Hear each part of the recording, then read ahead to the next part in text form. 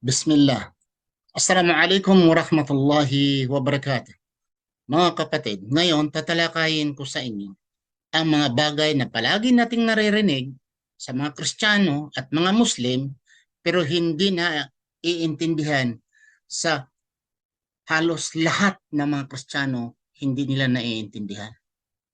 Pagsabi natin una, na nga si Allah ay Diyos ng lahat ng sanlibutan or lahat ng sangkatauhan. Si Allah, hindi sila maniwala na sila raw ay para lang sa mga Muslim.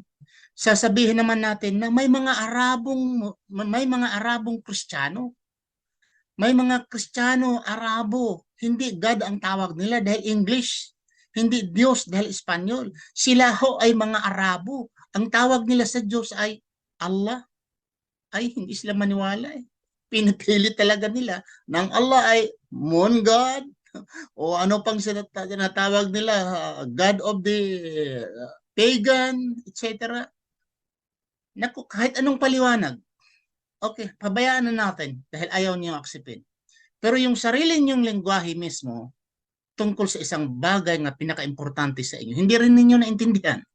Example, si Jesucristo ay nagpakamatay sa kasalanan ng lahat ng mga tao. Si Jesucristo ay nagpakamatay.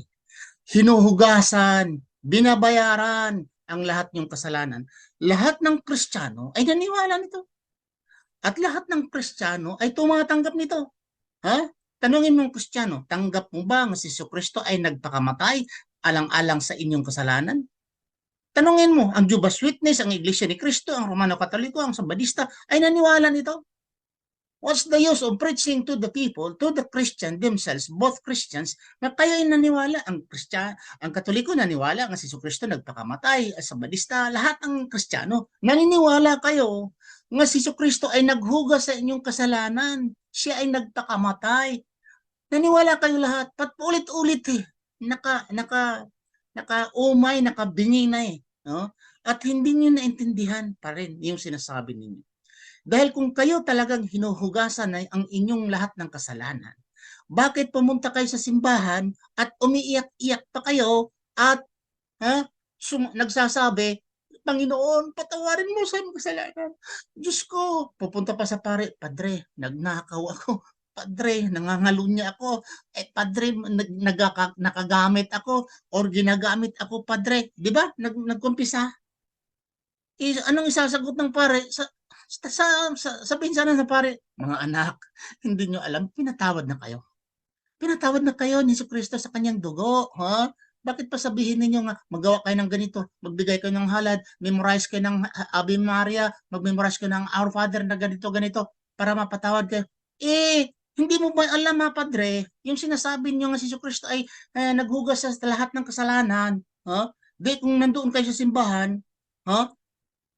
Huwag na kayong iiyak, huwag na kayo hingi ng patawad. Pinatawad na kayo ni Kristo, di po ba? Ang lahat ng sana mga Kristiyano nga pumunta sa simbahan, magpapasalamat na lamang. Diyos Panginoon, salamat sa inyong dugo na ino-offer mo doon sa hinaalay mo doon sa cross, binayaran ng ang aming kasalanan. Panginoon po, salamat sa lahat. Salamat, salamat, salamat. Lahat ay salamat na.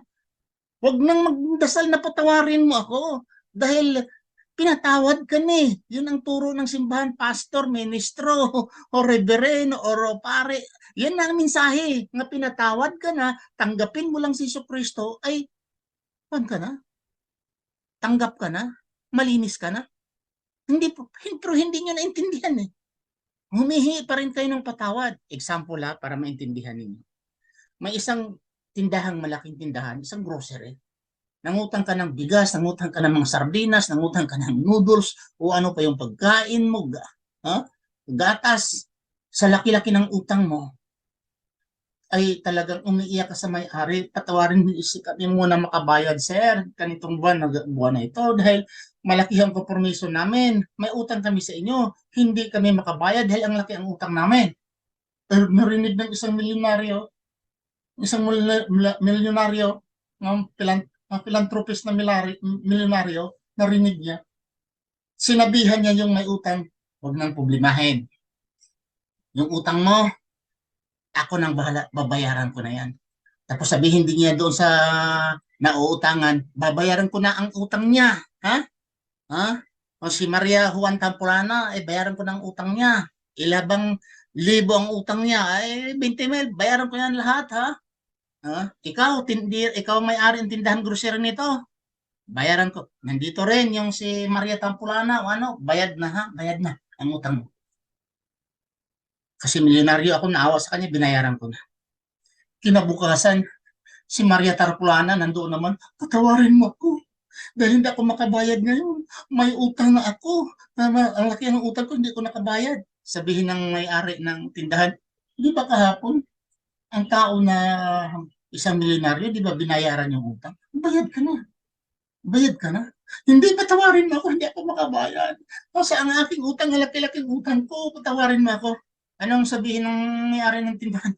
Sira ulo yata ito. Ganyan. Hindi ba kahapon nag-usap tayong tatlo? Isang milyonaryo nagsabi sa iyo at sa akin na wag nang problemahan yung utang mo dahil bayad na. Ha? At binayaran ako, di ba? Bakit hingi ka pa ng tawad ngayon dahil hindi ka makabayad? Gayon kayo mga Kristiyano. Hindi kayo nakakaintindi.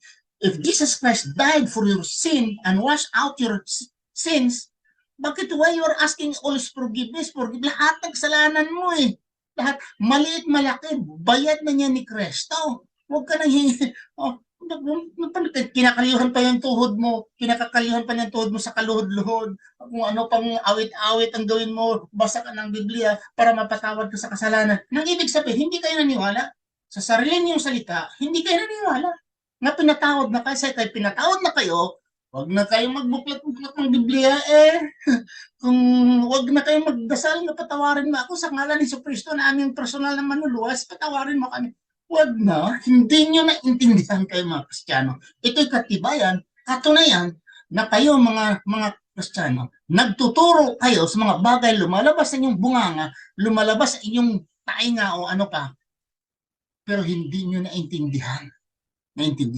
Kung bayad kayo ni Kristo, bayad na lahat ang inyong kasalanan sa dugo ni Kristo, why every day you are keep on asking forgiveness of your sins? Maraming salamat sa inyong panonood. Ito po ang inyong lingkod, Ibrahim Puncardas Rumas. Ako magsabi, Assalamualaikum warahmatullahi wabarakatuh.